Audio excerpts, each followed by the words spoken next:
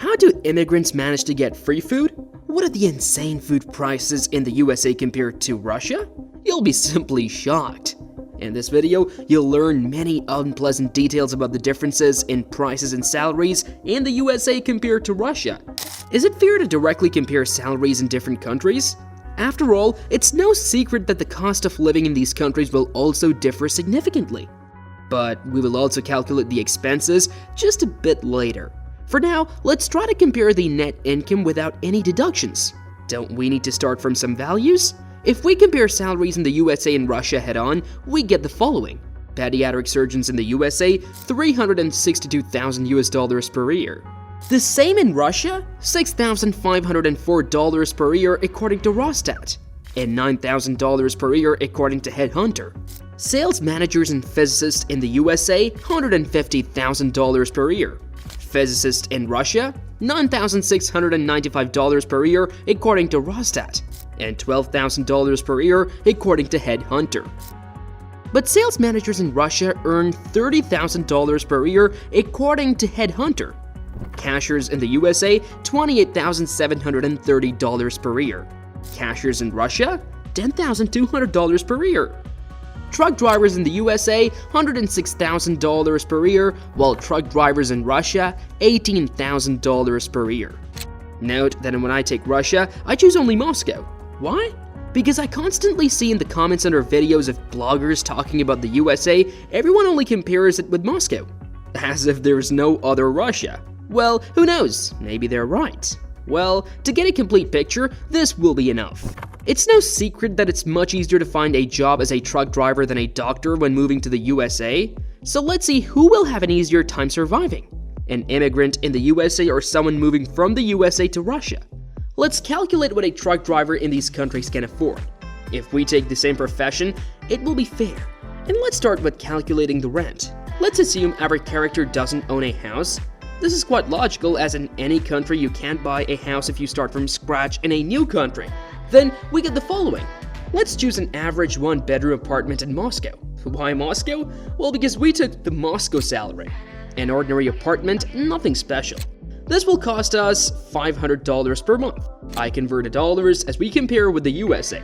In a year, this amounts to $6,000. So $18,000 minus $6,000 equals $12,000 remains. Let's compare this with an apartment in the USA. Since many Russians move to Miami and Russian stars live there, let's choose this city. And it's not surprising why this happens. People are tired of the cold climate of Russia and want to radically change their lives. Many Russians work all year just to relax at the sea in Turkey or Egypt for a month, and then it's the same routine again. And here, you just live and enjoy the sun and ocean all year round. Not 1 month a year, but all year. Isn't that a dream? So, here's an apartment twice as big, but it's more expensive. In my opinion, it's in better condition and just 15 minutes to the beach. Life will be much more interesting than in Moscow. Essentially, an eternal vacation. So, we get $1,700 per month, which means $20,400 per year. So, $106,000 minus $20,400 equals $85,600 remains. Again, for those who didn't understand, the Russian immigrant in the USA after paying rent has $85,600 left. At the same time, the American immigrant in Russia will have $12,000 left. This is just a moment, a whole 6 brand new LADA Granta sports cars. While working a whole year in Russia, this truck driver can't even afford one new Lada. But what will be the potential of our immigrants to buy their own house instead of always paying rent? Isn't that interesting to know? Let's simplify the calculations and assume that our character doesn't eat and doesn't pay for utilities. Because there are many nonces here, and we would just get buried in calculations. Then how long will it take for a truck driver from Russia to buy an apartment in Moscow? Here's a nice apartment of 376 square feet. It costs $198,500. So the truck driver should save for this apartment for $198,500 divided by 12,000 equals 16.5 years. Incredible. If our hero is 18 years old, he must live almost as long as he has already lived to have the opportunity to live in his own apartment. What girl would marry a man who doesn't even have his own house? Can our hero only hope for something at the age of 35? Not a very inspiring prospect. And how will things be for a truck driver from the USA? I'm sure he won't want to buy such a dump as his Moscow colleague. People don't leave everything in Russia, go to the USA through Mexico, and go through 7 circles of hell for legalization for this. He will buy such a luxurious apartment with 3 bedrooms and a huge kitchen and living room. It costs $359,000. So, the truck driver should save for this apartment for $359,000 divided by $85,600, which is 4.2 years. Again, if 18 plus 4, we get 22 years. Turns out, our hero can still hope to start a family at a young age. Who, among our heroes, has more incentive to work as a truck driver, enduring all the hardships and costs of this profession? And if you count utilities, food, etc., believe me, it won't affect such a gap as wide as a chasm.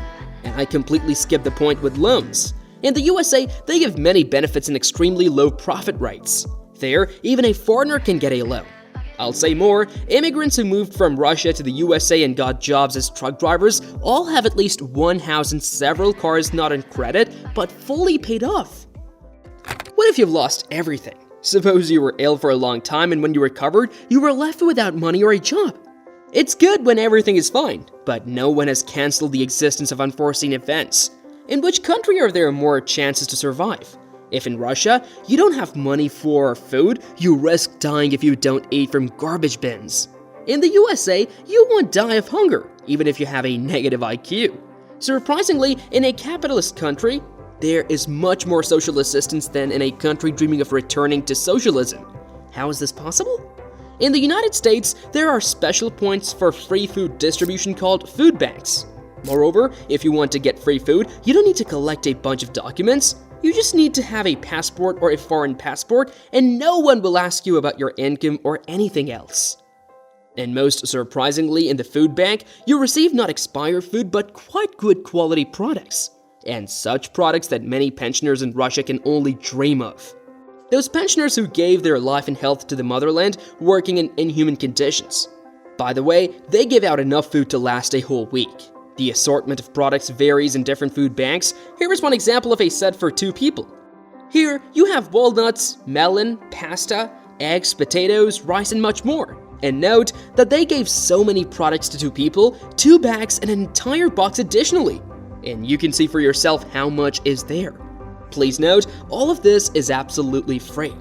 Do we have this in Russia? Residents of Russia constantly recall that in the USA, healthcare is expensive. They criticize that no one will save you if you feel bad. As if in Russia, an ambulance arrives instantly and does not ask you if you have money for surgery. By the way, in the USA, emergency care is free and no one will leave you to die without money. Moreover, if you're a low income in the USA, healthcare will be free for you.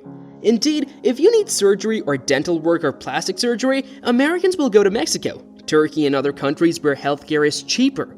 But this is done by those who have problems with health insurance or don't have it at all. However, not in all states it is allowed to refuse insurance. If you regularly pay for insurance, it can cover even very complex surgeries. There are 4 types of medical insurances. Insurance through an employer, private plans directly with a company, through the marketplace, a government-supported aggregator site, state programs. As you understand, the topic of insurance merits a whole separate video. Write in the comments if you're interested in this topic.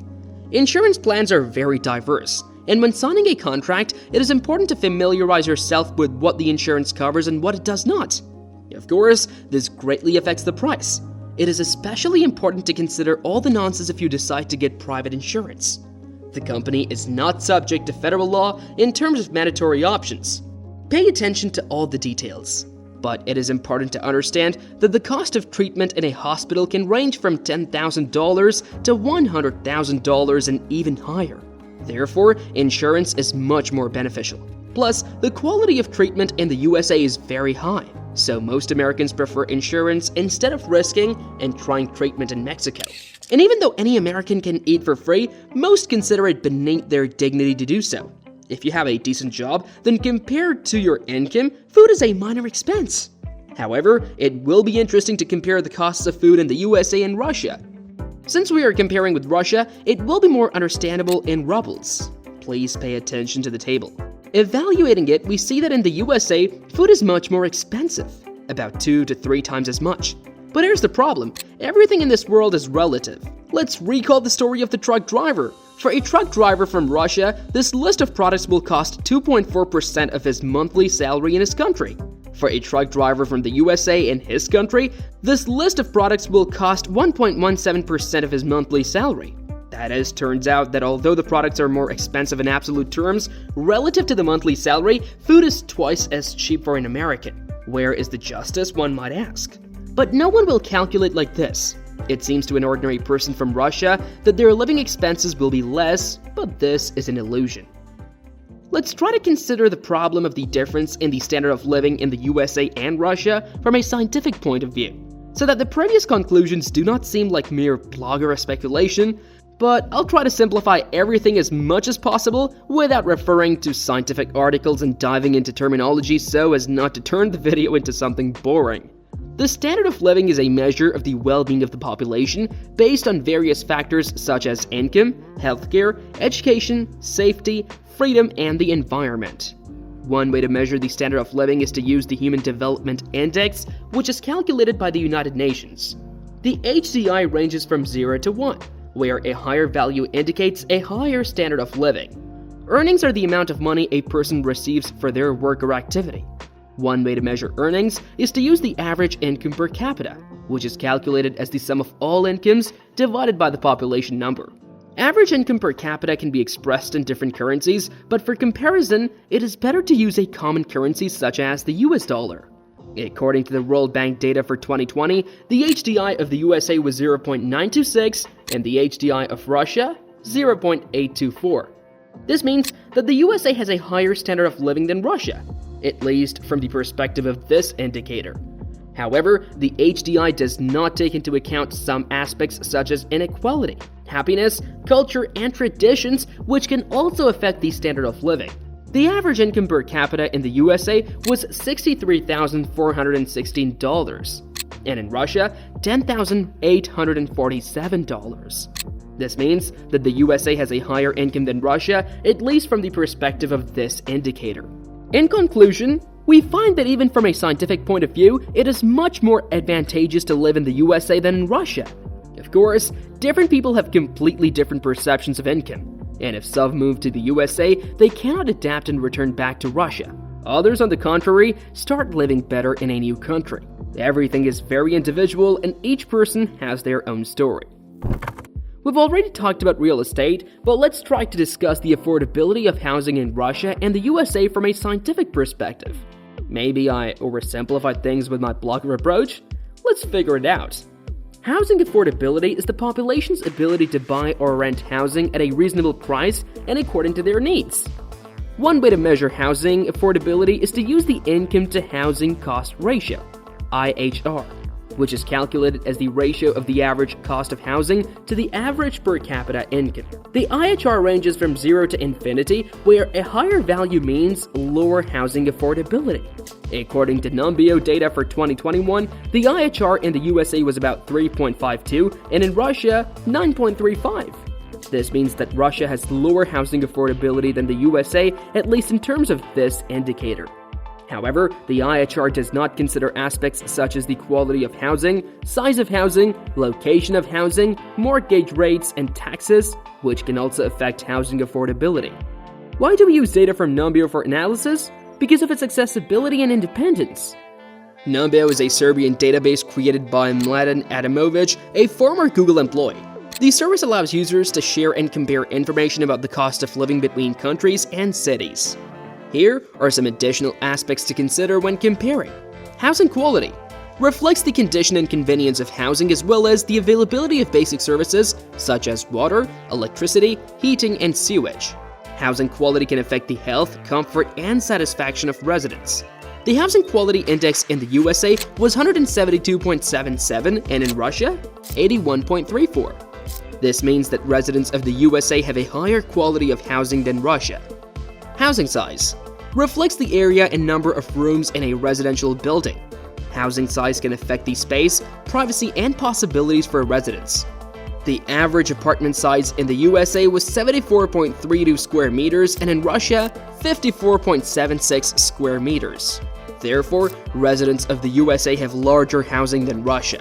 Housing location reflects the geographical position and surroundings of the residential building. Housing location can affect the accessibility, safety, and beauty for residents. The safety index in the USA was 47.72 and in Russia, 44.39. The USA outperforms in this aspect too.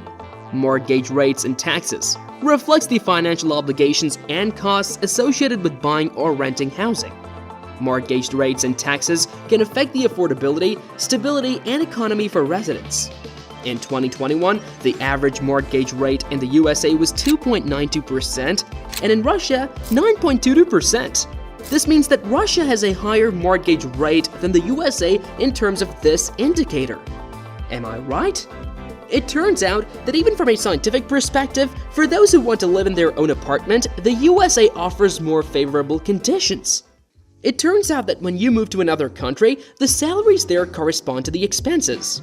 But where is it more advantageous to live if you work remotely? If you are a freelancer, internet entrepreneur, or work remotely for a foreign company? After all, we often see advertisements describing how good it is to live by the sea and work on a laptop remotely, sipping coffee or mojito, but how does this picture fit with reality?